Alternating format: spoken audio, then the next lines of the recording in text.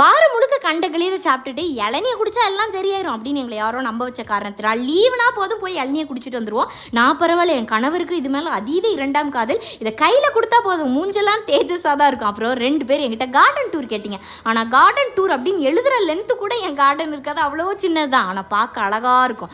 மொத்தமும் பூச்செடி தான். இப்போ பெங்களூர் கிளைமேட் வேறு நல்லா சில்லுன்னு இருக்கா, அதனால் பூவெல்லாம் பூத்து குலுங்கிக்கிட்டே இருக்குது. அப்புறம் அடுப்பாங்கறதுக்கு அவசியமான 3 பொருள் வாங்கினேன். இதோட வேலை பேரெல்லாம் லாங் வீடியோவில் போஸ்ட் செய்துள்ளேன். நீங்கள் மல்லாக படுத்திருக்கும் போது பார்க்கும் இந்த ஸ்டாப்லர் மாதிரி இருக்க சீலர் சருட்டுன்னு இழுத்தா ஒட்டிடும். நாங்கள் எங்கே ஒட்டிச்சு, அதுக்கு பொறுமை 7 ஊருக்கு வேணும் போல இருக்குது. அப்போ தான் ஒட்டும் போல். இன்ச்சிஞ்சா பண்ணால் கூட அங்கங்கே அது ஒட்டவே இல்லை. அப்புறம் இந்த லெமன் புளிகிறது, அதோட சாரெல்லாம் நம்ம கையால் புளிகிற அளவுக்கு சக்தி கிடையாது. அதனால இந்த அபூர்வ பொருளையே நான் இப்போ தான் வாங்குறேன்.